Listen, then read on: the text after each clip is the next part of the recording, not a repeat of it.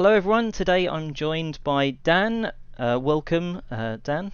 Thank you very much. Hello. Hello. So today we're going to be discussing Coraquest, a board game, a dungeon crawling cooperative board game that Dan himself and his daughter Cora have designed and is currently on Kickstarter. And we're also going to be doing a top 5 family games list. Yes. So welcome, Dan. Thank you for having me. So for those unaware, you contribute to the Dice Tower, but you also do a few sort of podcasts. But what might people know you from on those things? I think I'm probably best known for being the less popular half of Dan and Cora on the Dice Tower, and the less popular half of Sporadically Bored with Mike Delisio over on the Sporadically Bored podcast. I also used to be the less popular member of This Game Is Broken as well, but I left there about 2 years ago. So that's mainly what people will know me for, those kind of things. Well, apparently the less popular or least popular part of everything you do, which is impressive. I am now the least popular part of this webcast, so there you go. That's a good start, So how did that all start for you in terms of the board games, doing content and stuff like that? Where did it come from? I've always done content creation. Well, not always, but I've done content creation for a long time, for like 15, 16, even 20 years, really. I've had podcasts, I've had movie podcasts, I've written blogs, all sorts of stuff. So the content creation type thing is not a new thing for me. It's something I've always dipped in and out of. And then, like most of us, or many of us, about around 7, 8, 9 years ago, I started getting into board games. It's a hobby, as we all know, that can tend to overwhelm your entire life if you're not careful. Yep, certainly. And so while I was right in the middle of that, really, the first kind of initial excitement of the board game hobby, I thought, I set up a board game group in Huddersfield, my hometown, and I needed people to come, because I only had a few friends coming. So I thought, what's the best way of getting people to come along? It's to kind of advertise on the most popular board game podcast. And at that point, the Dice Tower were asking for contributions from people. And so I started putting together a segment on how to run a board game club, which in turn attracted people to my board game club. So it's kind of a self-fulfilling prophecy, really. And that kind of got me in with the Dice Tower, and then I've been doing bits and bobs for the Dice Tower ever since, and bits and bobs, as I say, for myself as well. And most recently, over the last 4 years, I've been doing a lot of kids games review with Cora, and that's kind of what I'm probably best known for in the board game world, I think. So almost it came with sort of your love of board games. Did it almost help drive that love as well, because you were creating the content as well as, so it was always on your mind? Maybe. I think more it's helped sustain it, because I'm a man of fickle passions. I flip from hobby to hobby quite frequently, but I think because I've been talking about board games as part of another hobby, the content creation type of the part of the hobby, I think it's retained my focus, and at points where I maybe would have drifted away from board gaming onto something else, like I got quite heavily into minis gaming for a while, and I think I probably would have wandered down that Warhammer road, which is very expensive. But I was kind of occasionally dragged back by needing to play some board games so I could have something to talk about on a podcast, that kind of stuff. So I think it's kept me on the true and narrow. I don't know. Yeah, I think that's probably what it's done. Which I'm not. That's fine. That's good. I like gaming. Oh yeah, sure. I mean, for me, I think the reason that I'm really into board games, and sort of so much so, is I got to review Plague Inc., the board game that was sent to me by Asmodee to review, and they started to very much open my eyes even more so. I knew there was the Ticket to Ride, the Catans and stuff, but quite the depth that was actually there. Was there a single board game that really sort of opened your eyes when you were sort of getting into gaming? Yeah, well, I mean, I was into gaming when I was 18 and did a lot of D&D and things like that, but not board gaming particularly. And then a friend of mine used to work for Game, their online thing, and he used to be the warehouse manager. I can't remember exactly what he did, but they used to dabble in board games. So every now and again, he brought home a board game. So I think the first one that really blew my mind, we played War of the Ring, which is absolutely incredible. So that's not bad for a first board game. No, big we one. muddled our way through it. There was Doom we played as well. I remember playing, but I think the thing that really kind of made me think, what on earth is this? Was Shadows over Camelot, because I'd never played a cooperative game before, never played a hidden traitor game before, and just to kind of the possibilities were absolutely endless. In fact, and this is going off the topic, and I nearly got to play with Dave Gorman, who's quite a famous British comedian, because he was doing a book about games at the time, and he put on Twitter, anyone want to play a game with us? And I invited him to come and play our game of Shadows of Camelot, but we couldn't make the schedules meet up, unfortunately. He was going to sleep at my house and everything. Well, I was going to offer to let him sleep at my house. But yeah, so that was every now and again, and then I played Carcassonne. I think that was what really kind of, and then I bought Carcassonne the same day I played it, and that's when my own collection started, getting ridiculous. That's when you know something's good, when you play it, and while you're in that first game, you're already scrolling to find the best price. Exactly. Yeah. That's right. Yeah. So the real reason you're here is Coraquest. It's doing very well on Kickstarter right now. I just checked, £85,000 raised already, and at the moment it's still got just over 7 days. So it came out of lockdown, effectively. You doing lessons with Cora, is that correct? That's right. Yeah, my daughter Cora, she's 8 years old, and we were doing homeschooling, and it was right at the beginning of this lockdown. The schools were on the back foot. They were sending home worksheets, but they weren't particularly interesting worksheets, and they certainly didn't take the entire day to complete either. And so she was finding it a struggle, as kids do. It's quite. I mean, everyone finds lockdown a struggle, but it's very monotonous, isn't it? And she got up, did the schoolwork, watched TV, went for a walk, watched a bit more TV. Just very boring. And so one day I just thought, well, should we make because we always play board games, me and Cora. Should we make a board game? And she was, the level of empowerment she obviously felt by realising that something that she's only ever consumed could also be a creative act was absolutely incredible. And we did some schoolwork within it. There was some maths and there, probabilities and there literacy and all that kind of stuff. But it was as much to keep her occupied mentally as it was to educate her as well. And it worked on both those things. So we made this thing. It's very derivative. Wasn't very good, but it was ours and we were really excited by it. And then my friend Gary, who's an artist, I was talking about this on Facebook and things, and Gary drew a box cover. And just, as a joke, coming to Kickstarter soon, Coraquest. and it just all tumblers started clicking in my mind and thinking, well, hang on, we could do this. And so that's when I started really seriously. We sent it out to people to play test then, and that playtesting process, that's where they sent it back and would look at me and Cora would look at the feedback, and I'd say, well, maybe we could do this or maybe we could do that, and Cora would make a decision about kind of which way she wanted to go on various solutions to issues within the game, and it started developing into a really, really good game. And then we started getting, Gary came on board kind of properly then, and we decided we're going to use all Cora's art for the artwork, and then so it's all kids' art, and then we said, well, let's open it up to other people, in our community and on Facebook and stuff, and so other people's kids started sending us in pictures, and we used that within the game, and it just kind of built and this whole kind of community built behind it. And then we launched on Kickstarter, and it's doing really well, and I think that's just testament to how much there's a need for family friendly, and when I say family friendly, I mean relatively young kids friendly as well, like 5 and up type friendly dungeon crawler. Any kind of Ameritrash game really, because all the kids games are quite almost Euro-y. There's very little narrative driven family games and kids games. There's Mice and Mystics and there's Stuffed Fables, and after that you start running out of them. And so, and they don't play quite as young as Coraquest does either. So I think it's just testament to the gap in the market that I don't think anyone else has seen.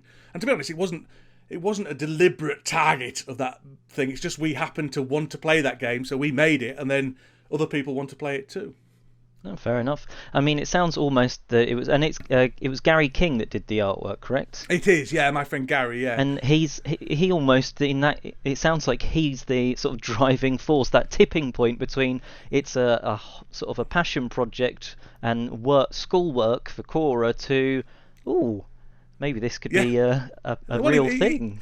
He was, and he's also, I mean, to be frank, he's also there's two people that are completely instrumental in, well, four if you include me and Cora, but two other people who are completely instrumental in this project, and it would never have happened if it wasn't for them. It's Gary, because not only did Gary trigger it all, but also if I didn't know Gary, I wouldn't have anyone to do the art, and I certainly wouldn't. I'm absolutely tight. I'm a Yorkshireman. I'm not spending any money if I can humanly possibly spend it. So it would have stayed at me and Cora drawing our own pictures and just playing it on the kitchen table. So Gary's done all the art. So he's a equal member, as me and Cora. And then there's also Mark Cook, who used to be the CEO of Hush Hush Games, who did Fog of Love, now works for Plastic Soldier Company. And he's got all the industry contacts. He knows how to manufacture things. He knows how to logistically move things from one place to another, ship things from China to the USA and things like that. And again, I would be I mean, I know you know your own weaknesses and strengths, don't you? And I would be absolutely awful at that. So by Mark coming on board as well, that meant that we can realistically do it. So with Gary on board and Mark on board, it's a realistic project. Whereas if it was just me, it would be a pipe dream. So it's a team effort, really. So almost that last step, that the Kickstarter minefield almost. That was almost sort of helped with Mark helping you, getting the game sort of looking that little bit shinier by Gary, and then I think you've got to include yourself and Cora in four. Oh yeah, I know. But what I'm saying is it's a team effort rather than they've taken the place of a publisher almost, because a publisher would be providing the art and the logistical type stuff, and so I haven't got I'm a man of very little ambition, so I haven't got the drive to be a publisher particularly. I want to get this project done because it's very important to me. It's a passion project, as you say, but it would have stayed a passion project if it hadn't been for the support of these other people. Fair enough. What would you say, apart from, say, like the artwork or something like that, what's been the biggest change from that initial prototype through to what's on Kickstarter now? There's a number of things, really. We were using numbered dice and using kind of maths, and you have to roll this to hit and things like that. And it quickly became apparent that in order to be as accessible as possible, we needed to simplify that right down and make that a very seamless process. So we just ended up using custom dice with just a hit on it. If you roll a hit, not only have you hit, but you've also done a damage. One hit, one damage. So there's no math, there's no tables or maths to do in your head or anything like that. We've got a really good system where if you do miss, some parents were coming back and saying, "Oh, my child gets a bit upset when they miss, and it kind of spoils the game for them. A little bit too disappointed." And so we've got this system where if you do miss, you flip over your card, and next time you try and hit, you're going to be rolling more dice. We call it becoming determined, and so that is a little, not a reward, but a little compensation for missing. And it means, okay, I missed, but I could really hit really badly. I can really do a good wallop next turn. So and so it kind of compensates for that. And then another one we've got is we've got this. It's a bit complicated to explain, but we've got this. The game takes place. You've got square cards which have got the dungeon on, and you're moving through the dungeon, revealing these cards. So each dungeon's different, and every now and then a story card comes up. So you put one down, then you read a little extract from a book, just to give it some narrative and some purpose and things like that. But one thing we were finding was people kind of hanging around and not exploring, and kind of healing and making sure they're all right and get ready until they do the next card, which number one slowed the game right down, and number two made it far too easy because there wasn't any pressure behind it, so they were all kind of tactically waiting. And so we had the system where if you wait too long, more than 2 turns at any point, then to reveal more dungeons, a swarm of spiders come out and attack you, and that adds. It's difficult to say.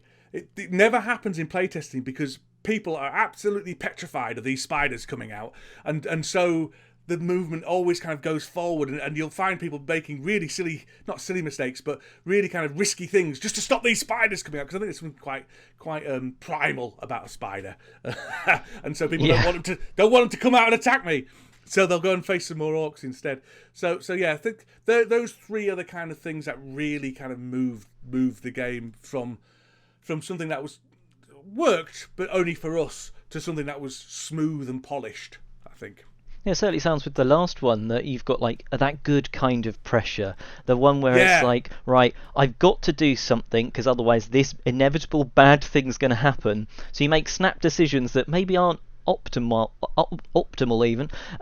So you've got bad things happening to you that you've caused because you're trying to avoid something else. Well, exactly, yeah. And I think every dungeon crawler I've played, every good dungeon crawler I've played, needs some kind of pressure behind you to stop you faffing about, basically. Descent is often a bit of a race. Imperial Assault's a bit of a race through the thing before bad things happen. Lord of the Rings, I know, Journeys into Middle-earth, or whatever it's called, that's there's always a bit of a timer going on. And I used to think, why are we always pressured to get through it? But I know, because otherwise the game sprawls into 4 hours as people faff around in the dungeon. Get on with it, that's what I say. Get through that dungeon. One of my sort of common gripes with games is, and I've seen from the Kickstarter page included in the box, there are rule summary cards.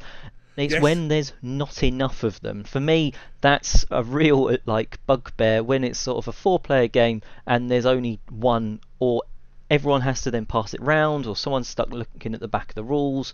What's sort of your one gripe that you're like, right, in this game, this is our game, and this is definitely not going to happen, or this definitely will happen? That's interesting.